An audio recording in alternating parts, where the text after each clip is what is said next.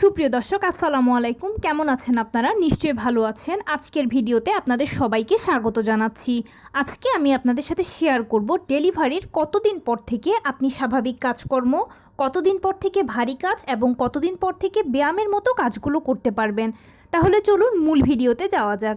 By the way, মূল ভিডিওতে যাওয়ার আগে একটা কথা বলি, আমি আমার চ্যানেলে প্রেগনেন্সি রিলেটেড অনেক ইম্পর্ট্যান্ট তথ্য ভিডিও আকারে শেয়ার করে থাকি। এই তথ্যগুলো আমার পার্সোনাল এক্সপিরিয়েন্স ও আমার ডক্টরের সাজেশন থেকে নেওয়া। তাই আমার চ্যানেলটিকে যদি একবার আপনারা ভিজিট করেন তাহলে আপনারা আপনাদের প্রশ্নাতীত মনের অনেক প্রশ্নের উত্তর পেয়ে যেতে পারেন। এবারে চলুন মূল আলোচনায় যাওয়া যাক। আমি শুরুতেই বলেছি আজকে আলোচনা করব ডেলিভারির কতদিন পর থেকে আপনি স্বাভাবিক কাজকর্ম, ভারী কাজকর্ম ও ব্যায়ামের মতো কাজগুলো করতে পারবেন। দেখুন, ডেলিভারিটা আপনার নর্মালে হোক কিংবা সিজারে হোক, যখন ৪৫ দিন পার হয়ে যাবে তারপর থেকে আপনি হালকা ফুলকো কাজকর্ম করতে পারবেন। টুকটাক কাজ করতে আপনার আর কোনো বাধা থাকবে না।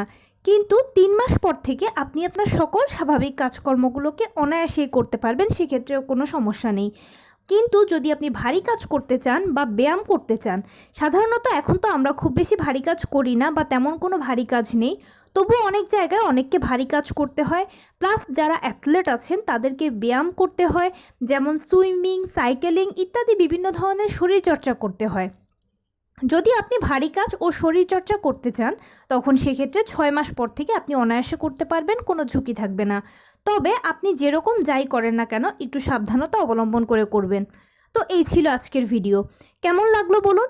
যদি ভালো লেগে থাকে ও হেল্পফুল হয়ে থাকে তাহলে প্লিজ লাইক, কমেন্ট, শেয়ার করতে একদম ভুলবেন না। আর সেই সাথে আমার চ্যানেলটিকে সাবস্ক্রাইব করার বিনীত অনুরোধ রইল। পাশে থাকা বেল আইকনটি ক্লিক করে দেবেন যেন আমি ভিডিও আপলোড করার সাথে সাথে আপনারা নোটিফিকেশান পেয়ে যান। ভালো থাকবেন, সুস্থ থাকবেন। আসসালামু আলাইকুম।